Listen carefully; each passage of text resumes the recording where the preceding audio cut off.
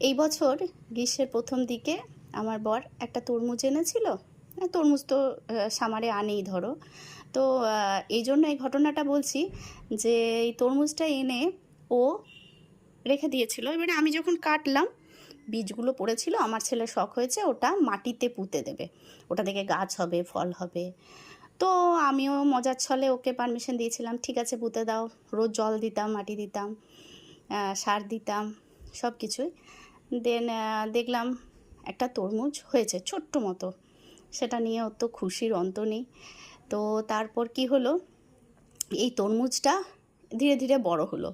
এটা মোটামুটি ওই ধরুন 1 আঙুলের একটু বেশি হবে, ঠিক আছে। তো আজকে হঠাৎ মন হলো, ধুর গাছটা জঞ্জাল হয়ে যাচ্ছে, বেলকনিতে হয়েছে, তো তুলে ফেলে দিই তরমুজটা, ফেলে দিই।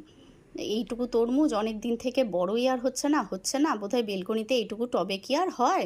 তো আমি পুরো গাছ একেবারে তুলে নিলাম, ফেলে দিয়েছিলাম। তারপর কি মনে হলো, তরমুজটাকে ওই ডাল থেকে ছিঁড়ে কাটলাম, দেখি ভেতরটা কীরকম, ছেলে খুশি হবে স্কুল থেকে এসে। তো ওর জন্য তরমুজটা কাটলাম।